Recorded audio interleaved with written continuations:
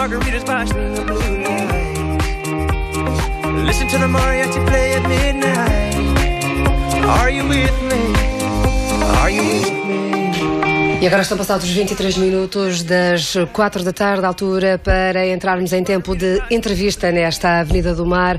Vamos ficar consigo até às 8 e agora temos a possibilidade de ouvir os nossos convidados para esta tarde. Hoje assinala-se o Dia da Europa, é um dia que é todos os anos assinalado a 9 de maio e a esse propósito trouxemos ao estúdio dois convidados. Temos connosco o Dr. Marco Teles, coordenador do Centro Europe Direct Madeira, e é um centro que está assediado na Casa da Cultura de Câmara de Lobos, e com ele vamos conversar nos próximos momentos. Também quem se associou a este Dia da Europa foi o Observatório Oceânico da Madeira.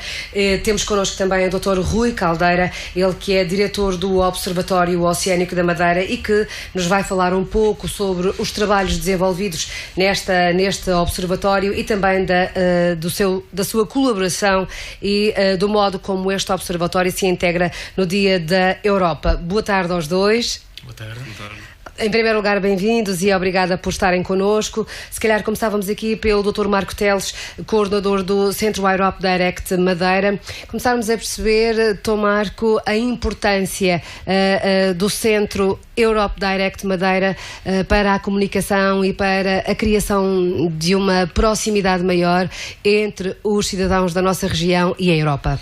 Antes de mais, dar-lhe também os parabéns pela iniciativa de organizar um programa sobre o Dia da Europa, é sempre importante nesta data especial.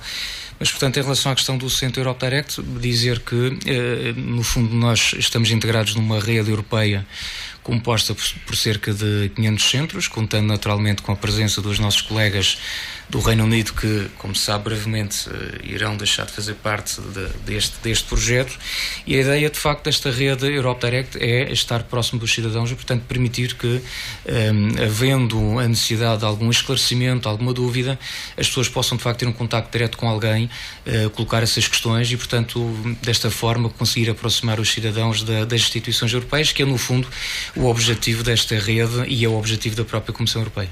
Este centro está assediado na Casa da Cultura de Câmara de Lobos e cria depois, a partir daí, uma dinâmica para toda a região.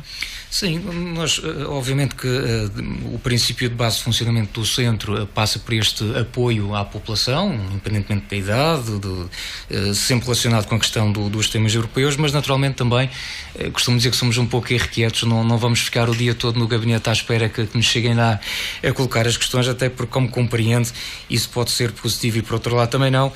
Hoje, quando surgem as dúvidas, as pessoas recorrem-se do seu smartphone e rapidamente vão ao Google e pesquisam qualquer coisa, não é? O problema lá está é que a informação que aparece nem sempre a mais correta, pode não corresponder à verdade, e daí a necessidade de haver um apoio mesmo técnico. Mas, além desse trabalho de atendimento, nós naturalmente fazemos, aliás, todos os anos, um plano de ação aprovado pela própria representação da Comissão Europeia, plano esse que visa, no fundo, fazer um conjunto de iniciativas, desde a questão do público escolar, através de um projeto que nós temos chamado Europa Vai à Tua Escola, em que, a pedido dos docentes e das escolas, nós estamos lá presentes durante uma hora e meia, atendendo também à faixa etária desses estudantes, e tentamos, no fundo, falar com eles, trazendo, se calhar, uma abordagem um pouco diferente daquela que o professor, naturalmente, também fala na sala de aula, porque sabemos que estes temas fazem parte dos currículos escolares, mas pensamos nós que é sempre interessante ver alguém de fora a falar um bocadinho sobre essas temáticas e outras iniciativas, nomeadamente concursos também, exposições. Vamos também tentando dar essa colaboração de forma, tendo sempre como este objetivo, que é divulgar as questões dos assuntos europeus. E trazer todos os cidadãos para essa consciência de que a Europa acaba por ser também a casa comum de todos nós. A Europa não é qualquer coisa que está distante. Às vezes, mesmo para nós que somos ilhéus, às vezes há sempre essa questão, independentemente de sermos ilhéus ou não, mesmo em Portugal continental, às vezes acontece essa questão, o que é pensar nós e a Europa, não existe nós e a Europa, nós somos todos a Europa, portanto a Europa é o resultado de 500 milhões de cidadãos que aí andam, e obviamente nós temos que perceber que o estar na Europa é também obviamente um compromisso, é receber e dar alguma coisa também em troca, e portanto é bom que se tenha esse espírito de presença e sinceramente esse sentido de pertença. Habitualmente existe uma estatística que é o Eurobarómetro, que 2 vezes por ano faz uma análise de todos os Estados-membros, e esse sentimento de pertença é uma das questões que habitualmente é colocada nesse Eurobarómetro, e de facto o resultado é positivo, quer dizer, anda à volta de 70%, no caso português, não lhe sei precisar agora, até creio que um pouco acima da média europeia, mas efetivamente quando se pergunta às pessoas existe esse sentimento de pertença, não querendo com isto dizer de maneira nenhuma que é tudo um mar de rosas e que está tudo bem, porque da mesma forma que as pessoas dizem que, por exemplo, se sentem efetivamente cidadãos de uma Europa, no mesmo inquérito as pessoas dizem que acham que, por exemplo, no que toca às questões da informação, ainda não estão devidamente informadas sobre a União Europeia, sobre as instituições europeias, sobre a forma como elas funcionam, que é de facto algo complexo, e ao mesmo tempo que dizem isto do ponto de vista crítico, também acrescentam algo que para nós é importante, e ainda bem que assim é, que é querem saber mais. Portanto, há o reconhecimento que há limitações, mas também, por outro lado, as pessoas de uma forma geral querem saber um pouco mais sobre o funcionamento da União Europeia. E isso é sempre salutar. Sim, sem dúvida. Vamos passar a palavra ao Dr. Rui Caldeira para também continuarmos a falar de Europa e percebermos então esta relação entre o Observatório Oceânico da Madeira e percebermos um pouco da atividade do Observatório e também, se calhar, começarmos por aí, esta relação com a comemoração deste Dia da Europa. Obrigado pelo convite, antes de mais. Sim, o Observatório Oceânico da Madeira é um consórcio de instituições que está sediado na Arditi, na Agência Regional para o Desenvolvimento da Investigação, Tecnologia e Inovação, o antigo CITMA, para quem não conhece. Portanto, nós fundamos uma unidade, é uma iniciativa bottom-up, portanto, foram investigadores que se juntaram e propuseram a criação desta unidade de investigação no seio da Arditi. E, portanto, nós contamos com a maior parte, temos entidades públicas e temos entidades privadas, e contamos com a participação de investigadores na área do mar, eu diria, de todas as instituições a nível regional com atividade na área das ciências do mar, inclusive da Universidade da Madeira. Portanto, juntamos-nos à volta desta unidade de investigação, e o objetivo é tornar-nos visível a nível europeu. Porque até o momento efetivamente haviam muitos trabalhos que eram efetuados no âmbito da investigação marinha, mas muito condicionados. Portanto, nós sabemos que no contexto europeu temos que ter massa crítica, temos que ter um número significativo para atingirmos uma produtividade com a visibilidade necessária de dimensão europeia, e portanto juntamos à volta deste núcleo para aumentarmos o nível de conhecimento sobre o nosso mar. E também reunir toda a informação e conhecimento científico que existem à volta da área marinha regional e do contributo dessa investigação para o todo europeu e mundial. Sim, numa primeira fase nós existimos desde 2014, começamos a discutir entre nós em 2013, mas numa primeira fase o objetivo era efetivamente reunir toda a informação que estava disponível nas várias instituições numa plataforma, numa base de dados comum, para podermos disponibilizar essa informação. Porque está claro que se nós queremos investir em aquacultura ou se queremos efetivamente fazer obras marítimas que não sejam destruídas de imediato, temos que compilar informação suficiente para podermos efetivamente avaliar qual é a viabilidade e o impacto dessas obras na nossa faixa costeira. Portanto, nós tínhamos efetivamente uma necessidade imediata de reunir informação. É claro que ao reunirmos essa informação, constatamos que temos ainda muita falta de informação e, portanto, precisamos de continuar a construir novos projetos e a percorrer outras avenidas de informação, outras descobertas e procurar entender melhor alguns destes fenómenos costeiros, porque realmente, para Ilhéus, nós sabemos pouco do nosso mar. E se calhar também ainda utilizamos pouco o nosso mar. Sim, utilizamos pouco e mal, diria eu, atrevidamente. É melhor pouco e mal do que muito e mal. Sim, vamos com ao certeza, pouco. Com certeza.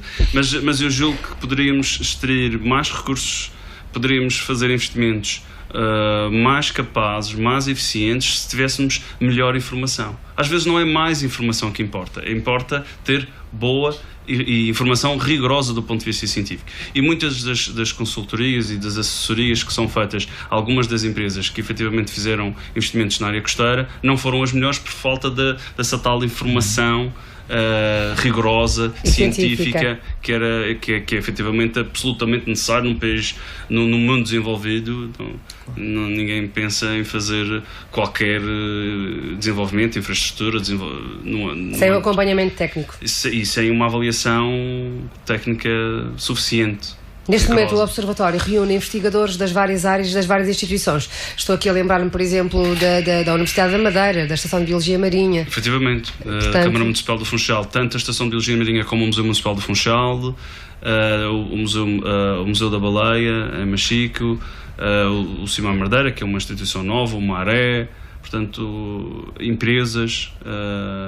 Portanto, eu julgo que neste momento podemos, as pescas, no caso da maricultura, Direção Regional de Pescas, portanto, eu julgo que neste momento podemos nos considerar efetivamente uma instituição de nível regional e que reunimos todas as instituições com atividades na área da investigação marítima. E também a equipa de investigadores tem conexão com outras equipas de investigação um pouco por todo o mundo? Sim, isso é absolutamente necessário nos nossos dias. Nós estarmos a falar para dentro, a investigação não existe. Não existe ciência sem haver internacionalização da ciência. E, portanto, nós fazemos questão de fazer um enquadramento, portanto, do desenvolvimento do conhecimento científico no status quo, ou seja, na realidade internacional. Vamos investigar isto porque não houve ainda ninguém que fizesse isso e, portanto, normalmente procuramos, nomeadamente com os projetos europeus e com os projetos internacionais, fazer parte de equipas internacionais que tenham interesses semelhantes aos nossos e que procurem trabalhar em determinados temas que nós também estamos interessados ou que temos competências e, portanto, há uma necessidade absoluta em ciência para internacionalizar. Hoje em dia não há como fazer ciência. A ideia é que nós podemos fazer ciência num laboratório fechados e que não falamos com ninguém. Isso é uma ideia completamente absurda e desatualizada da realidade científica atual. A ciência hoje faz-se em equipas, cada vez com equipas maiores, multidisciplinares, de âmbito internacional. Estava-me a tentar lembrar de um projeto que temos equipas só nacionais e efetivamente não consigo. Temos sempre alguém de outro país a participar, nem que seja obviamente em temas que nós não dominamos ou que temos menos experiência ou que temos menos competências. Portanto, eu diria que é inviável hoje em dia trabalharmos em ciência sem ser no âmbito internacional. Conseguimos ver aí um ponto de ligação entre a Europa e o Observatório Oceânico. Os projetos europeus são fundamentais. Absolutamente. Portanto, os nossos fundos para nós continuarmos esta caminhada de desenvolvimento do Observatório, nós contamos com o financiamento do Instituto de Desenvolvimento Regional,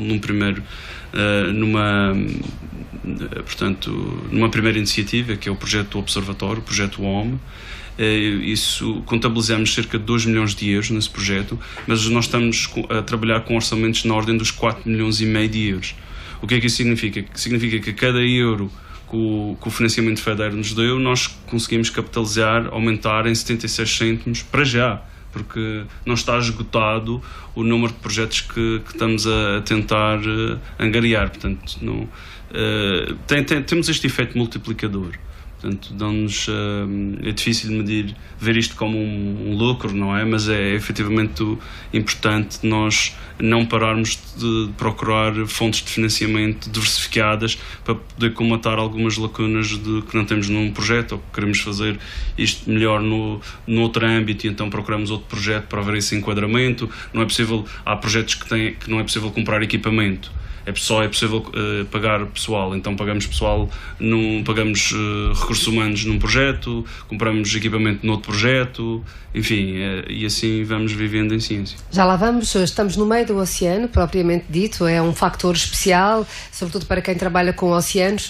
Uma coisa é trabalharmos numa zona costeira, claro, numa zona continental, outra coisa é trabalharmos e fazermos pesquisa no meio do oceano. Tem as suas vantagens, tem as suas dificuldades, mas se calhar só aqui fazer a ligação. Hoje, dia aberto para visita ao Observatório no âmbito do Dia da Europa. Exato. Então, como usufruímos desse financiamento público, é nosso dever abrir as portas pelo menos uma vez por ano e como usufruímos de investimentos públicos, nada melhor que o Dia Europeu para abrirmos as portas e explicarmos a quem está interessado o que é que andamos a fazer, em que áreas é que estamos a trabalhar, efetivamente ouvir algumas sugestões que possivelmente até podemos eventualmente abrir linhas de investigação consoante alguns interesses que nos cheguem por parte das empresas, da população em geral. Portanto, hoje somos nós a ouvir e a receber quem nos quer visitar, e temos várias atividades previstas para demonstrar aquilo que fazemos diariamente. Também há essa necessidade de haver ligação, do mesmo modo que a Europa, essa entidade maior, depois se concretiza em cada um dos cidadãos e em cada uma das instituições que vão representando os vários cidadãos. Também na investigação há essa necessidade de criar a proximidade à população envolvente. Sim, não havia, não é? O tal estereótipo do cientista fechado no laboratório. Mas, efetivamente, quem paga os cientistas hoje em dia são os fundos públicos e, portanto, nós temos o dever e a obrigatoriedade de nos aproximarmos à sociedade e de justificarmos o investimento que nos está a ser efetuado. Já aí voltamos ao Observatório Oceânico da Madeira. Passo de novo a palavra ao Dr. Marco Teles, coordenador do Centro Europe Direct Madeira, para falarmos um pouco de questões europeias. Falamos da Europa, da comemoração do Dia da Europa. Há pouco referiu e bem que, em termos de Eurobarómetro, os portugueses se sentem cidadãos europeus, embora em termos de inquéritos possam haver algumas, por vezes, incongruências entre as várias questões. Tem muito a ver com a objetividade e com o tratamento das questões também que são feitas. Mas, indiscutivelmente, Portugal mudou muito e para melhor a partir do momento em que fez a sua adesão à Comunidade Económica Europeia e, apesar de todas as dificuldades atuais, a Europa continua a ser uma comunidade à qual os portugueses gostam de pertencer. No último domingo estivemos, nas últimas semanas, ora um desafio, ora outro, temos conversado muito sobre a Europa, particularmente com as eleições francesas e com essa possível ameaça à perda de mais um país, que seria também seria uma perda que, a registar-se, poderia trazer implicações complicadas para a gestão da comunidade. Tomar, diga-me coisas. Dizendo que a perda desse país poderia significar mesmo o fim da União Europeia. Não Era sei. O que se falava. Eu não serei o único a pensar dessa forma, porque, obviamente, a questão é esta: a saída, o Brexit, não vale a pena disfarçar um incómodo. É claramente um incómodo em todo o traçado de 60 anos do processo europeu. O Reino Unido é um parceiro fabuloso e importante dentro da União Europeia, portanto, naturalmente a União Europeia vai se ressentir da saída deste Estado-membro, mas a União Europeia, é um projeto democrático e, efetivamente, os tratados prevêem essa situação. O Tratado de Lisboa prevê essa situação. Um Estado-membro que não se sinta bem e queira sair deste projeto não está preso e, portanto, aí tem toda a legitimidade de o fazer. E isso que, se calhar, o erro foi o Sr. Cameron ter quando as eleições, ou da campanha para as eleições, ter-se comprometido com a ideia do referendo e, efetivamente, a partir daí ter feito o referendo. E o referendo, como se sabe, o referendo inglês deu um resultado fantástico, 51-49, portanto deu um país dividido absolutamente a meio. Eu, se calhar, se me perguntar se efetivamente, passado uma semana, se voltássemos a repetir o referendo, porventura, se calhar o resultado, ou hoje, já seria outro, já seria diferente. Se calhar votou-se em alguns casos com o coração, com a alma, e não se pensou muito bem nas implicações que isso teria. E pronto, nós obviamente agora o processo é o que está a decorrer. Sabemos que nos próximos 2 anos, ano e meio, vão ter que decorrer estas negociações entre a Comissão Europeia e o Reino Unido. Também já se percebeu que se calhar este processo de divórcio, tal como de resto a maioria dos processos de divórcio, não será a coisa mais pacífica nem amigável, não é?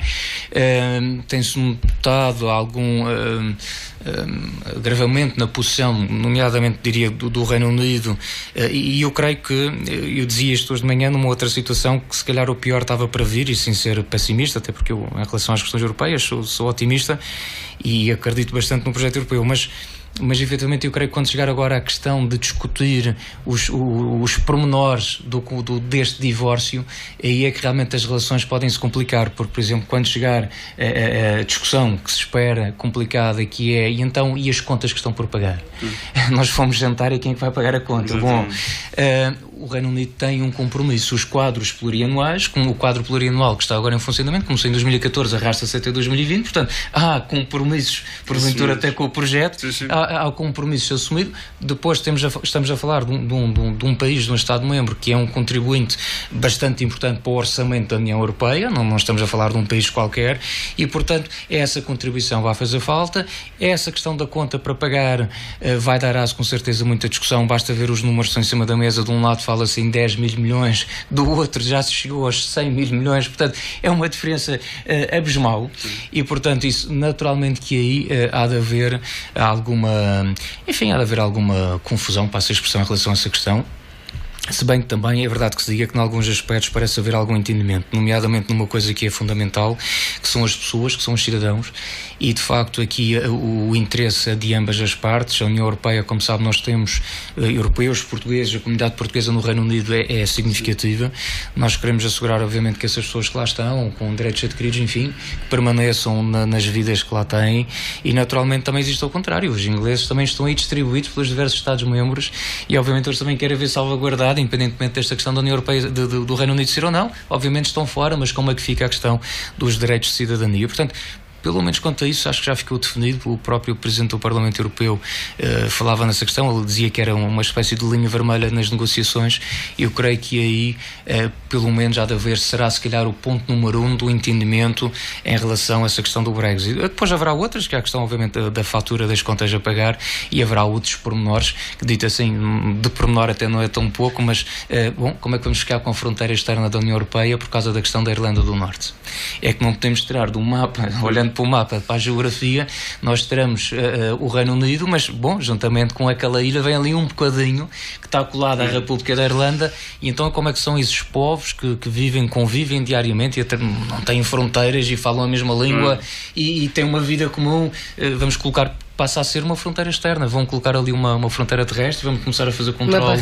Uma barreira, bom, não faz sentido nenhum. Portanto, há aqui, de facto, uma série de situações que se calhar nem se pensou na altura nas consequências, e que agora, daí este prazo, se calhar parece demasiado grande, 2 anos para discutir o acordo de saída, mas é necessário. O próprio governo britânico também demorou algum tempo a ativar o artigo. O próprio governo britânico já parecia uma história interminável, e efetivamente a senhora Theresa May, comprometeu-se, mas a verdade é que depois, a dada altura do projeto, ela falava em março que seria evocado o tal artigo 50, e efetivamente o prazo acabou até por ser respeitado. Efetivamente esse pedido oficial para saída através do dito artigo 50 do Tratado de Lisboa acabou por ser evocado, e portanto num documento de 6 páginas, muito, digamos, quase informal, porque não existia tão pouco uma minuta para esta situação, porque de facto, como alguém dizia, a União Europeia foi projetada,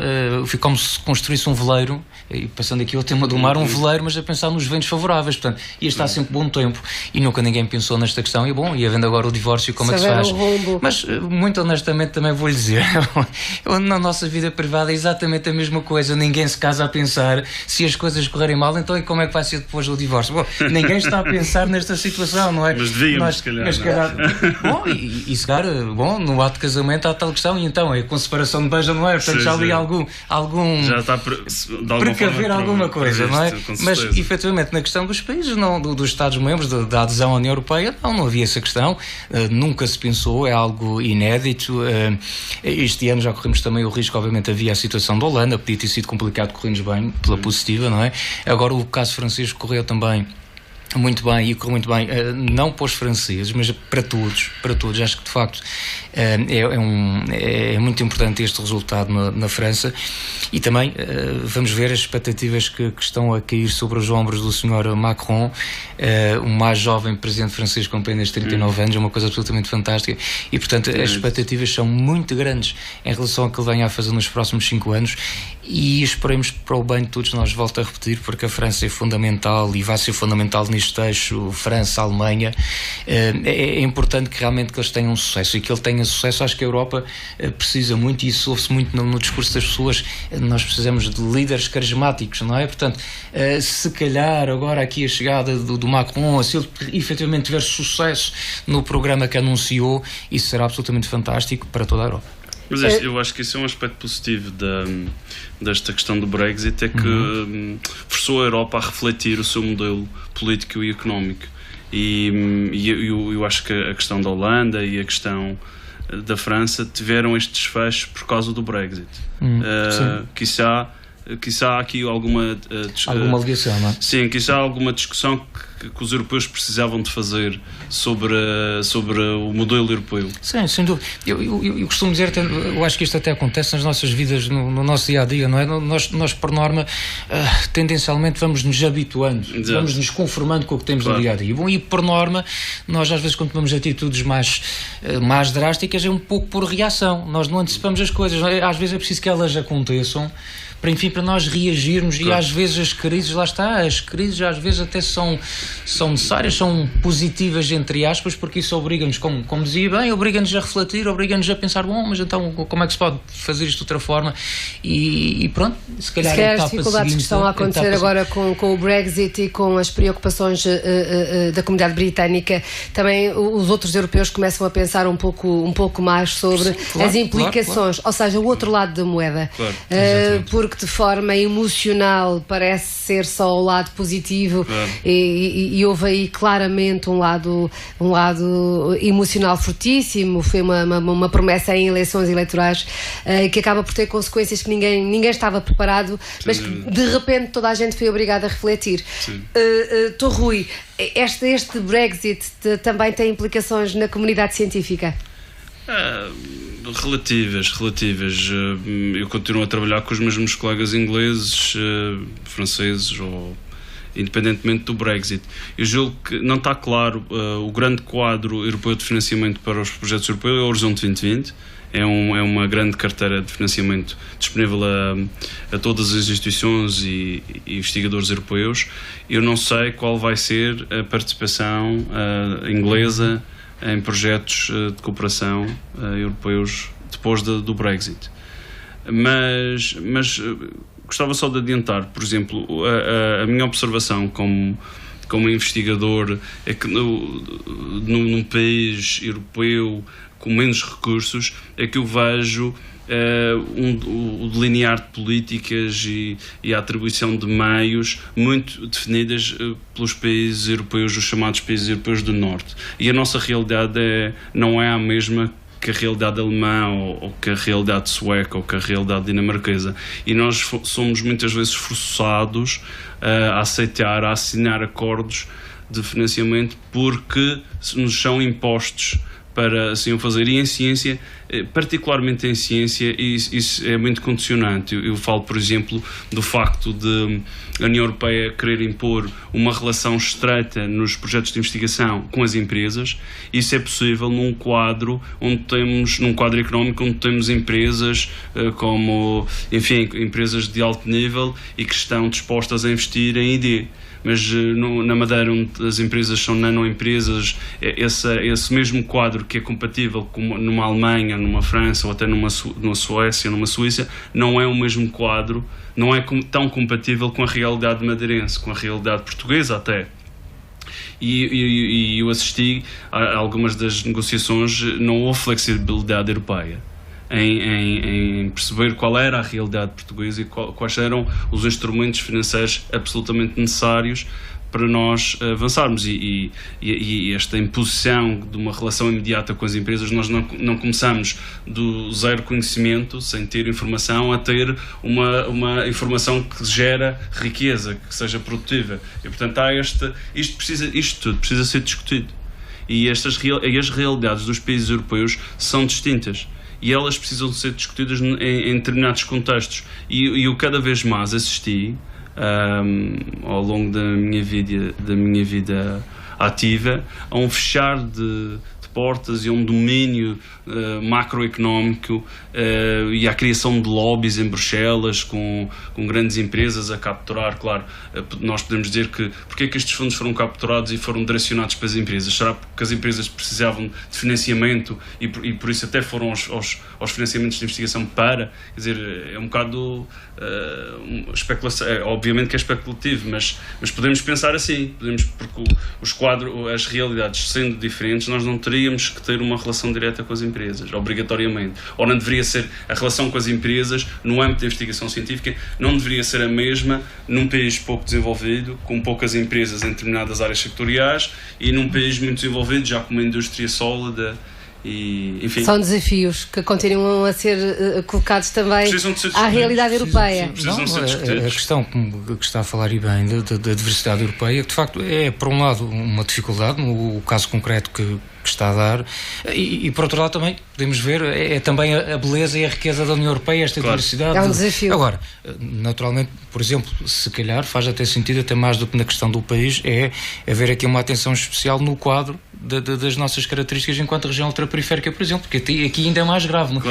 Não é só a questão da nossa dimensão, sermos uma região relativamente pequena, mas além de pequena somos região ultraperiférica, o que obviamente isto em termos também, não só de investigação, mas de outras matérias, obviamente torna-se complicado. Mas esse enquadramento, segundo eu entendo, não tem sido fácil. Me parece que não tem sido fácil, mas também pelo aquilo que eu tenho acompanhado e decorrente das últimas reuniões das RUP, o que se tem querido é que de facto, ou o que se pretende é que seja reforçado este papel, ou o reconhecimento das nossas características muito particulares no seio da União Europeia. Acho que naturalmente algumas delas esse reconhecimento já existe e até existe de forma jurídica nos tratados, portanto, e quanto a isso não há dúvidas. A questão aqui é tentar ir um bocadinho mais longe e a ver no fundo esta diferenciação positiva, achamos nós, como com certeza outras regiões europeias, por outras razões que não pela ultraperiferia, mas ou pela altitude ou por qualquer que seja, também terão as suas razões. Mas só a respeito disto dizer também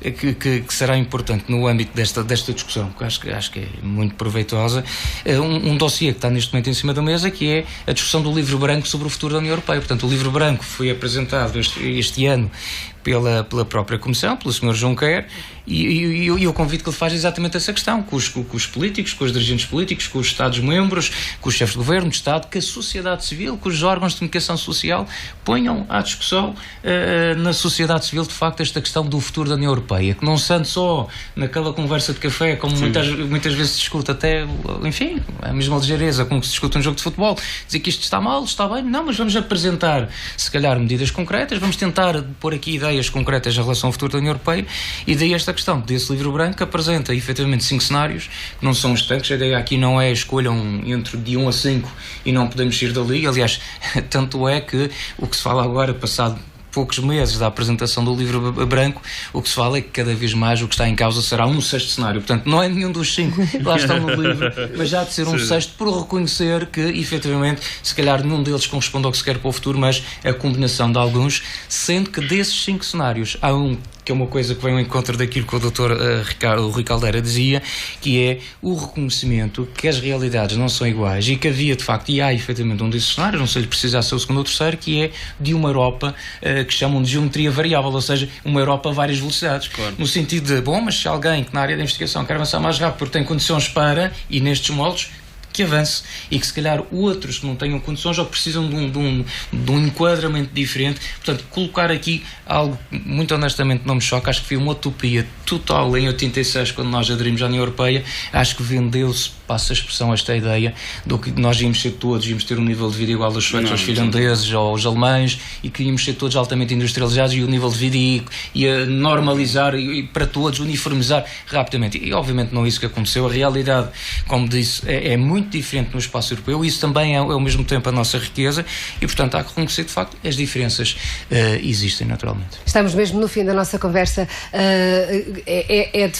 São de facto assuntos muito interessantes que permitiriam que continuássemos aqui ao longo da tarde a trabalharmos e a talharmos um pouco a discussão aqui à volta dos temas que foram abordados, mas resta-me agradecer aos dois a valiosíssima conversa à volta da Europa e deixar ficar todas as questões que aqui deixamos para todos aqueles que estiveram connosco a ouvir-nos, para essa necessidade de discussão e também de encontrar caminhos a partir do momento em que se faz uma reflexão séria sobre todas as dificuldades e todos os desafios que nos são apontados diariamente também como cidadãos da União Europeia. Obrigado aos dois e até uma próxima oportunidade. Muito obrigado. Muito obrigado. Terminamos assim o nosso espaço de entrevista que nos trouxe então aqui dois convidados, o Dr. Marco Teles, coordenador do Centro Europeu Europe Direct da Madeira, e também o Dr. Rui Caldeira, diretor do Observatório Oceânico da Madeira. Com eles ficaríamos a conversar mais um bocado, mas hoje é mesmo tudo isto aquilo que temos para comemorar este dia 9 de maio,